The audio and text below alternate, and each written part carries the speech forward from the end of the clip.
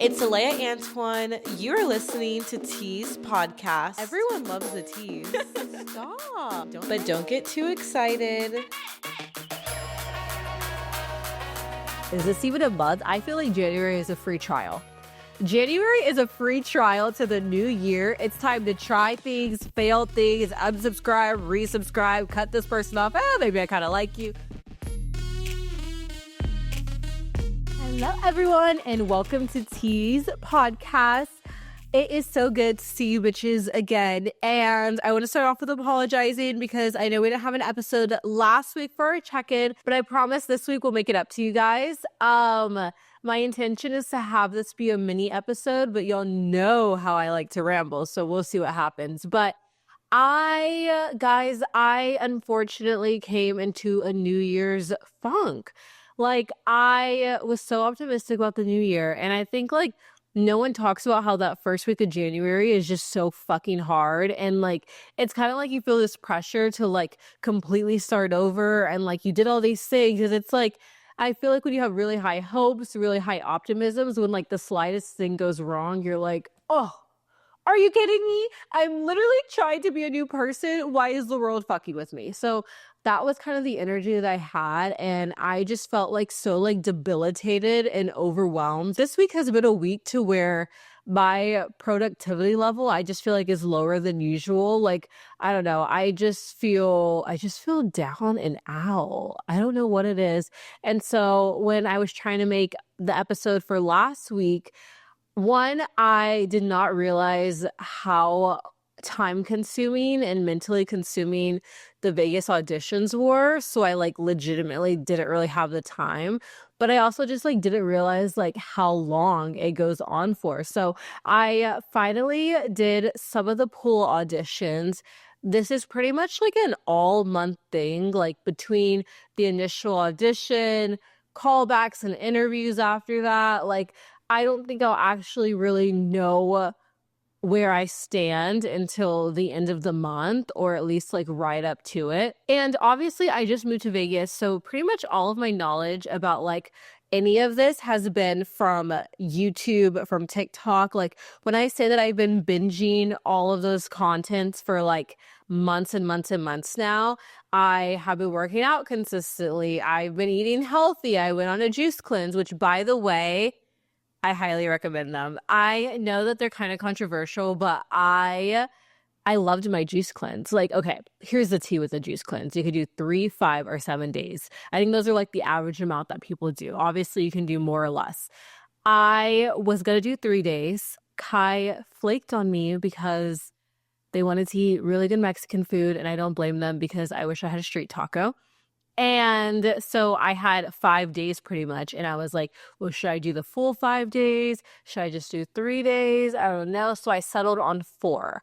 Like, I did more than I initially thought without like stressing myself out. And I will say the hardest part for me was not being hungry or really missing a meal. It was the snacking aspect, like the chewing. So I did only drink juices, but I did have like a boiled egg and some almonds throughout the juice cleanse, just to like chew and everything. And I don't know, like for some reason, like it's like placebo effect. I didn't feel full unless I like physically like was munching on something, you know? So I just kept it like really light, some almonds, some boiled eggs, but it was really good. Like, I've always had like abs and stuff like that, you know, but I felt like my stomach still poked out. Like, despite having abs, there was still like a pooch, you know, like a little pooch. And when I say that juice cleanse took that shit away, I lost like 7 to 8 pounds. Like, I was like, my normal weight would be fluctuating between 115 to like 120. Like, I'm always just somewhere between that, like a 117, a 118. I have been off the juice cleanse for like 2 weeks now, and I've been getting a consistent 113 on the scale, which is crazy. I will say that I feel like I lost some ass fat, which is definitely a really, really sad sign. So that is more reason to weight lift and everything. But I feel like it was a really good reset. Like, you know what it felt like? It felt like when you're like, I don't know what to do with my body. Like, I'm having such a hard time. it felt like starting from a blank slate. Like it felt like, okay, bitch, let's start over. Let's go back to our roots and now let's rebuild. So I think it really is a literal great reset, you know? And I really liked it and the flavors were really good. So I honestly think that I'm going to do one at least once a year. And I have another, like just a 1 day cleanse in my freezer from that last day. So I'm just saving that for when I go on like a bender and I'm like, oh my God, I've only had alcohol and cheeseburgers. I need to reset. So 10 out of 10, I would definitely recommend, but I definitely like encourage you to like eat some almonds, maybe a boiled egg, maybe some raw fruits or veggies in the middle because just strictly drinking juices, I don't have enough discipline for that. Like, I don't have enough discipline to not chew anything. So I think like giving yourself some leeway, like you'll still see results, you know? And I was still in the gym during it. But anyways, I prepped, did all that for Vegas auditions. Kai actually dyed my full hair red because my roots were showing. And here's one thing. It's amazing when you date long term with someone and you know who they are, right? And you're like, I know what I'm getting out of this. You know what's even more amazing? When they surprise you with the most amazing luxuries that you did not expect. Like, guys, I got my hair done at my own apartment for fucking free. Obviously, I tipped like by Kai. It was so fun. And like, I was so stressed out moving because one thing that I have to think about when I moved to a new city, it's not who my doctor is going to be. It's not who my dentist is going to be. It's not what my job is going to be. My main concern is who the fuck is going to do my hair. So leaving Washington, I was like, oh my God, I miss Jess. And Jess is my hairstylist. I was like, I miss her. I don't know what I'm going to do. And I have like super curly, long, thick hair. Like a lot of people, they see my hair and they're just like, I'm not doing it. Like, I don't want to do it. Or they're like, I'm going to charge you a full fucking ban.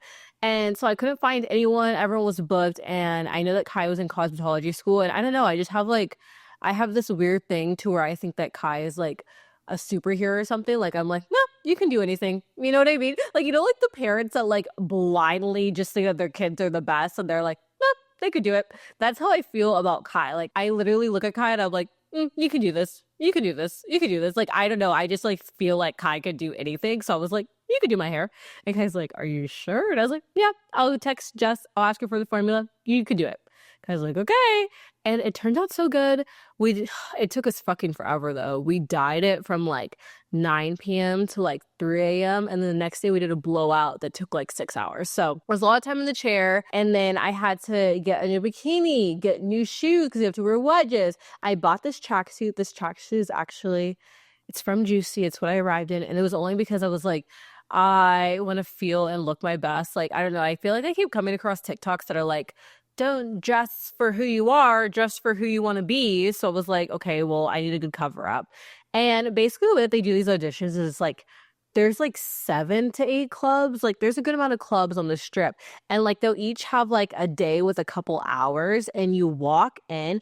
And when I say that it is baddie central, like I have never seen so many beautiful girls in my entire life. And you could tell that like the casino guests and the people at the hotels, because you have to like walk through the casino to get to wherever the audition is, all the guys are kind of like jaw drop because there's like hundreds to thousands, I'm not kidding guys, thousands of just beautiful girls walking through. Like I want you to imagine that you're just standing on the street and you see like a parade and you have no idea where they're going. Like literally I would like see like 7, 10 and I was just like jaw drop because I was like, this is inspiring. Like these girls are literally flawless. Like I knew that everyone was going to be gorgeous, but like to the extent, I mean, I was shook. And so you go in, you have to like sign this card, say what you're interested in. You go to the bathrooms, you change into your bikini, and then you have to take a photo. And then you do a really quick interview where they ask you literally 1 to 3 questions. And it's usually,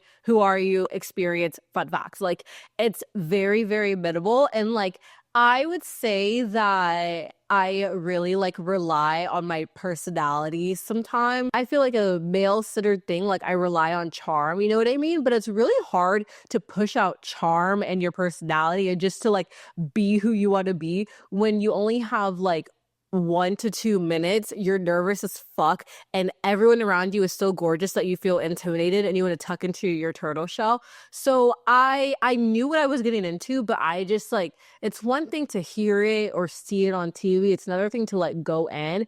And so I know that for two of the clubs, I did not get it, but I am optimistic about the other one. So I really want to give it my all. But I feel like the whole like process has just like really drained me because like, I don't know, like I am normally someone who's like very confident, and I still think that I am, but it's one thing to be insecure and be like, okay, I know this isn't going to work out for me, or like, it's one thing to already just be putting yourself down. It's another thing to be confident and then someone's like, no.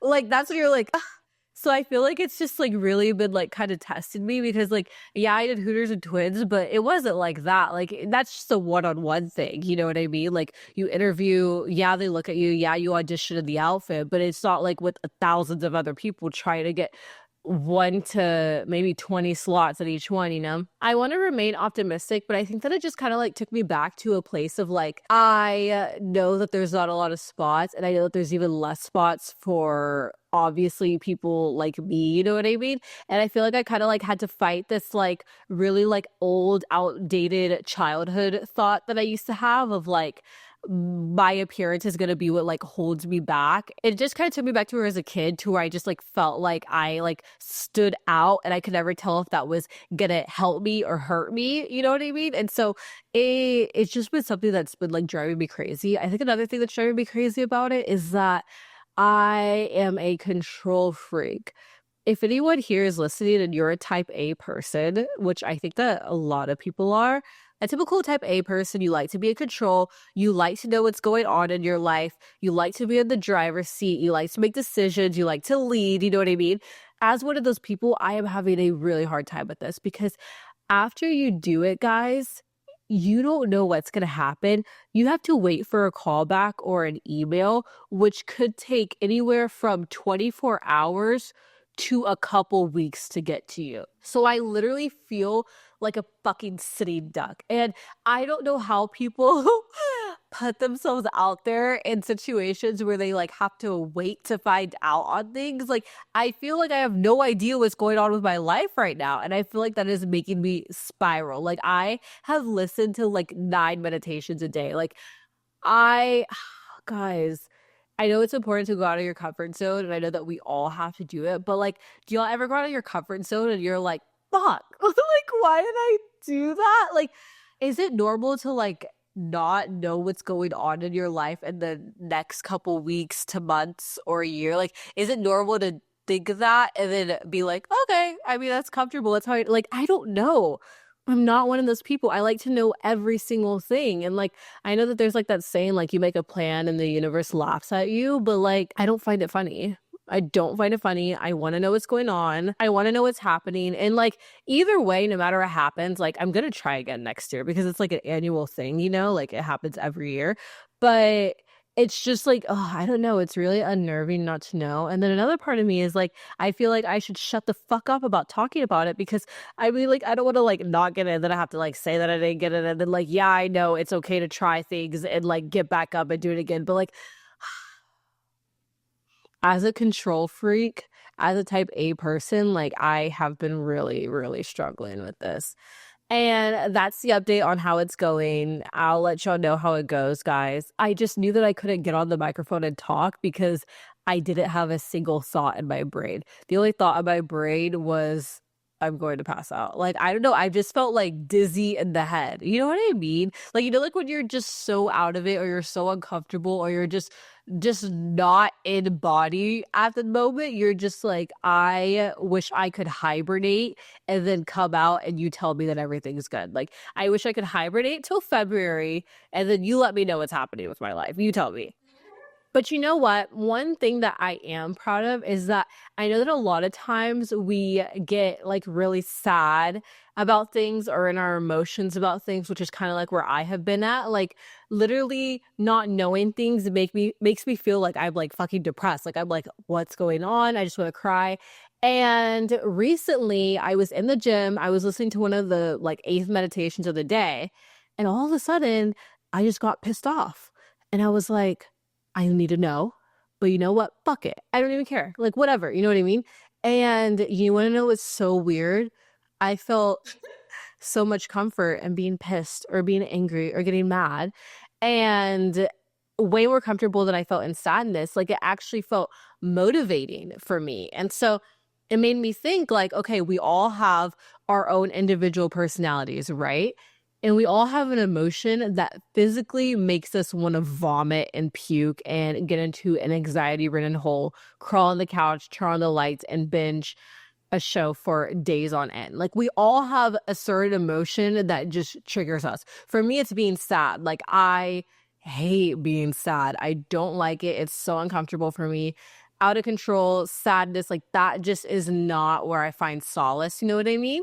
And so I was like, you know how easy it would be to just like reframe whatever emotion is making you uncomfortable to emotion that you feel is adjacent to it, but also more comfortable. Like, whenever people tell you, don't be sad, just be happy, that's bullshit advice, because to go from one end of the spectrum to another is like really hard. You know what I mean? But what if, let's say, vice versa, you're really mad, you're pissed off, but that is what makes you like feel debilitated? You don't need to go straight to happy, because that's not all the way realistic. What if you switched it to I'm feeling sad, because maybe you feel more comfortable in sadness? You know what I mean? Like, a lot of my water sign friends that I know, or like family, like they're the people who, if they're sad, I don't know how, they can still like keep it pushing. They can still go out through life. They become really hopeful. They become driven because they're sad. You know what I mean? Me, as like an Aries, I feel very comfortable in anger. I feel very comfortable being mad. Like, to me, it's like me being mad is like the equivalent of like I'm fired up. Like, it feels like when you're doing a workout and you're maxing out. That's how I feel when I'm mad. Or it feels like, you want to know what it feels like when you're straightening your hair and you're on like the second hour and there's like that one piece, or when you're curling your hair and that one section just keeps falling back to straight when you brush it out. Ugh. Or when you get a pimple and then you pop it and you actually made it worse. You know what I mean? Like, I, and then you're like, you know what? Fuck it. I'm going to get all this skincare. Like, I don't know, me, whenever I'm like mad or upset about something or pissed off, I feel like I do my best work. I definitely came up with this podcast when I was upset about something. And it started off as sadness, and then all of a sudden I reframed it. And so I think that it's all about paying attention to your body, because like it's like the cycle of grief is the way that your emotions go. Something happens, you're immediately sent into a negative emotion. And usually the first initial one is that most uncomfortable emotion. Whatever one just really makes you upset. So maybe someone who's different than me, if they're going to the same situation, they would have gone first to mad. And I've seen some people ranting on TikTok. They definitely went first to mad about all of this, you know?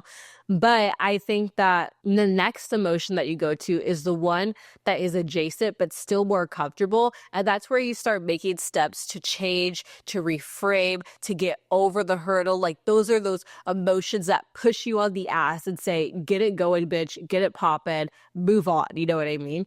And so I think that it's really important when you first reach that initial emotion that makes you really upset, makes you really uncomfortable, immediately kind of just think, wait, what can I do with this? I have all these feelings. What should I put them into? You know what I mean? And I feel like that's how you get more things done. Like, for me, when I'm sad, I scroll on Instagram for hours, hyper fixated on anything. Like, that's not productive. Me, when I'm mad, I go to the gym. I go run errands. I work on the podcast. I work on my socials. I do this. I clean the house.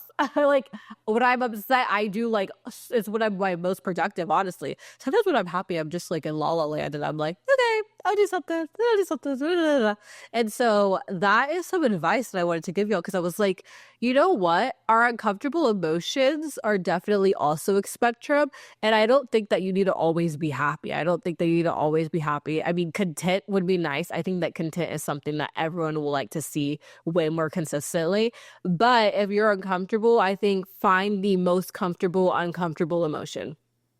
Guys, let me know how that works for you. Also, I'm kind of interested to know like what emotions y'all are comfortable with. Like, for all my mad girlies, like, are we similar? For the people who are more comfortable being sad, are y'all similar? Like, I want to know. Maybe some more people are more comfortable being nervous or actually having anxiety. That's not me. That's not me. That's not me. But if you could do it, more power to you. And then also at the end of the day, like, it is only a week, 2 weeks into January. Who the fuck has ever liked January? Like, I want y'all to think about your years. And when you think of a year, do you even think about January? Because, like, when I think about 2024, I'm thinking in terms of like March through December.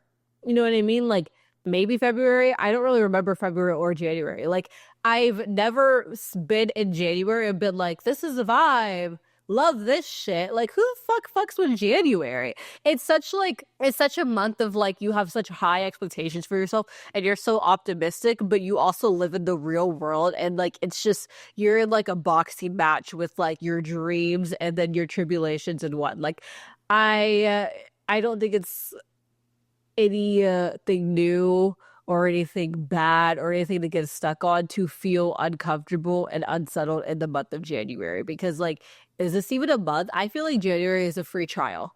January is a free trial to the new year. It's time to try things, fail things, unsubscribe, resubscribe, cut this person off. Maybe I kind of like you. Like, January is the trial month. And yeah, so I don't think that we really need to stress out too much about what goes on in January. Me saying that after ranting for how many minutes about how I'm pissed off about January. But I know last week we did our vision boards, and I am so overwhelmed and happy that so many of y'all liked the episode, that so many of y'all have made your vision boards. That makes me so happy for you guys. But as promised, we are going to be doing this week our ins and outs for 2025. I put down some that y'all wrote in too, and let's do a little swervy swerve and get into it. I don't think that I need to describe what ins and outs are, right? It's basically what's in, what's out, get with the program, let's get it. Obviously, I wrote them down on my notes app, but I think that we got some good ones this year, and let's get into it. So some ins and outs for 2025, I put what is in, being mad, out, being sad. That's me personally. You can flip-flop it. In is overconfidence and out is desperation. I love that. I think that being desperate is what makes you actually make a lot of mistakes, and it's what makes you hyper fixate on things. And it's just kind of like a debilitating emotion. I do think that being overconfident is in for this year, because here's the thing. There's going to be so many things that are going to test and knock down your confidence in life. So to just have a normal amount honestly isn't enough. Like, you know how they say there's a fine line between confident and cocky?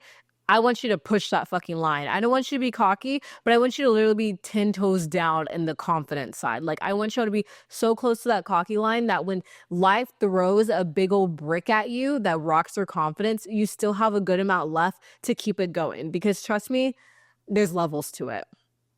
Okay, in, I put yoga. Oh, wait, this is kind of controversial. Out, I put Pilates. I love Pilates, and I will probably do Pilates because I definitely have a reformer at my gym, but I just feel like Pilates is not realistic for everyone to do all the time. Like, I know that everyone, like, we love Pilates on Instagram and everything, but I think that I would say out of like all the workouts that you can do, I would definitely name it as one of the least accessible ones to do it correctly. Like, yeah, you can get some of the tools to do it at home, but without like a reformer or some type of gym membership, it's really hard to like actually do Pilates consistently. Yoga, you can go on YouTube literally 24/7 and find amazing lectures. Half the time, the only props that you need are the mat and the blocks. Like, I feel like yoga is a lot more accessible to the average person than Pilates is. Hot take. Honestly, yoga is probably more accessible than even the gym is. You know what I mean? Like, in Washington, the only way that I worked out was going on base. But if I didn't have that, I would have had a really hard time finding one. I mean, here, I'm really blessed because I have the yoga, I have the Pilates, and I have the gym. So as someone who has all three, I'm not biased. I'm just honest. Okay, I put out, being subtle. In is statement pieces. I want to describe this. Statement pieces would be making something that is recognizable, like kind of like your "this is you" quality. You know what I mean? Like when someone's like, who's Stacy? Oh, the girl with that wears that earring, the girl that does this, you know what I mean? Like, I think that having something as a statement about you helps you to not just blend in. And a lot of times it can help you reach your goals more. Like, I literally saw a TikTok and she was like, the biggest celebrities all have like either a certain type of hair or a certain type of makeup or a certain type of style that they do.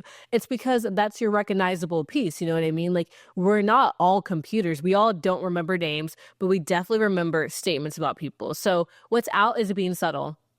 Like, the whole clean girl aesthetic, I like it to an extent until it gets to the point to where you're like every other bitch, you know? Okay. I put out sloppy drunk and wine drunk. Yeah, sloppy drunk is out. I'm so over it. I cringe at every memory that I have, and I like being a fun drunk. But being sloppy and like falling over and stuff, it's just not funny anymore. It's actually really embarrassing. And wine drunk is in because wine drunk is so much fun. Wine drunk is a type of drunk that makes you feel like life is unicorn and rainbows. And I'm not encouraging alcoholism. I'm just encouraging loving our reds, our whites, and our rosés. Okay. I put in is going out of your comfort zone for the plot. Out is doing dumb shit for the plot. That is so good. Okay. I used to have this thing where in 2024, I was like, do shit for the plot.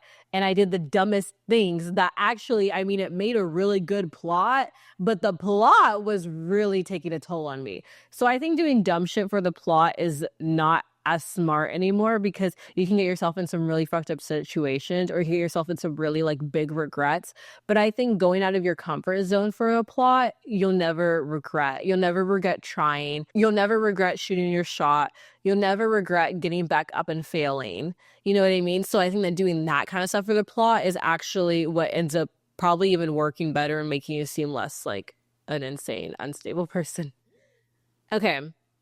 I put in is beauty sleep. Out is bed after 3 a.m. Unless you're out at the club, I don't see any reason to go to bed after 3 a.m. Like, what's the point? You're going to wake up at 2 p.m. and miss half your day. You're going to get bags under your eyes. Like, there's no point. The only time I will condone going to bed after 3 a.m. is when you're partying the night before. Then that's fine. Then that's like not your fault. You're just a girl. But if you're just going to bed at 4 a.m. for absolutely no reason, you can't tell me any way. You can't tell me any way that that is beneficial. Okay. I put in is healthy snacks and out is dumb snacks. I read that the key to being healthy is actually in your snacks and your drinks, not in your meals. Now, I'm not saying I'm a health guru. I hardly think I am, but I have tried this. So I've like done less like chips or like we used to always have like Doritos or like really sweet like sugary snacks, you know what I mean? And like replacing that like with at Trader Joe's they have like the fried banana chips or the snap peas or stuff like that can actually really really improve your health. A lot of times our excess fat, our excess sugar levels and stuff are from our snacks and sugary drinks. So like getting a milkshake and stuff like that is actually half the time more harmful than getting dessert because liquids go straight to your bloodstream and it's like ingested a lot faster and a lot more throughout your body rather than just like getting a dessert, you know? I honestly have noticed like a big improvement just from cutting out those two things. I don't even think that you need to change your diet or any of your meals if you just change the way you snack. Plus, half the time that I snack, I'm not even that hungry. I'm just bored. You know what I mean? So what's the point? What is out is negativity. But I haven't retired from being a negative Nancy, but I do know that when I am like that, it's not the motto. And then in is trying and moving on. When I say that I am desperately, and I mean desperately trying to implement this in my life, I'm hanging on by a thread, but I'm trying. Wait, I'm trying and moving on to try and move on instead of harping on negativity. Okay, I put out is obsessing and in is doing what works for you. Okay, yeah, obsessing over things is definitely out. I obsess over a lot of things in my life, and I can't tell you one time that's like really benefited me. Like even half the time when I put a little bit less effort, I end up doing a better job because I'm not like overdoing it. And just like doing what works for you is it, you know? These are a couple other outs I put. Procrastinating simple things. That's like, what's the point of procrastinating like really small things? If it's like something really big, I understand procrastinating because you're like, what? But if you're like, oh my God, I need to put up my laundry, like just do it. That way it's out of your way and you can pick out an outfit better. I say that with laundry on my floor. Guys, don't do as I do as I say. Wait, do as I say and don't as I do. I put out as trying to fit trends. That kind of goes with the doing what works for you. I think that honestly, we've come to a point to where trend culture is so high, being trendy is like the best thing. But I mean, I'm gonna say it to you straight, not every trend works for everyone. There's a lot of trends that don't work for people. Speaking of trends, I know that Aritzia is on the trend, and I was desperately trying to find a business casual dress for callbacks. And when I tell you, I couldn't even fit an extra small. Like, literally everything was like so big on me because it's made for like, I guess, I don't know what silhouette they style after. My guess is like Zara, like really tall people is like the average. I don't know. Whatever it wasn't for me because I absolutely drowned in everything that I wore. And this is a great example of instead of trying to like get something that only half looks good on me, I just moved on. And I think that we need to realize that just because something's trending doesn't mean that everyone should do it. It's just doing what works for you. And there are some trends that work really well for certain people and some that don't work for others. It's all about finding what fits you. But I think that just blindly following trends like is stupid. You know what I mean? Like one thing that I'm glad that I never hopped on was like the obsessing over skincare trend because I mean, guys, I'm just going to say it. I don't understand why people obsess over what skincare product is going to help them do this, what serum's going to help them do this. Go to the fucking dermatologist. Like, what? Why would I be spending my days trying on Tatcha this, 20 different acne things when I could just go to a dermatologist, get it prescribed, and pay like so cheap for my stuff? Like, I honestly, that's one thing I've never gotten. Like, even my mom, she used to be like, try this proactive thing, try this thing, it will get rid of your acne. I'll tell you what gets rid of your skin problems, go into a doctor. Like, come on, guys, come on. And honestly, after the amount that you spend on expensive skincare, you could have paid for a doctor's visit. I'm like, I'm being so for real. Out, I put oh, I like this one. Okay, I put out is victim mentality and in is villain mentality. Villain mentalities are in for 2025. And what I mean is don't like be doing crime and actually being like a bad person or like an evil person. When I say villain mentality, I mean that villains take their hurdles and they are kind of like so intentional and determined to overcome that they go the extra mile to ensure that whatever happened that fucked them over will never happen again. And that is one thing that I love about a villain, a reality TV villain, or like someone in like Superman or whatever, is that they usually have this origin story, their villain origin story. And they are so much like that will never happen to me again because I'm going to take every step for that to not happen. And I love that about them.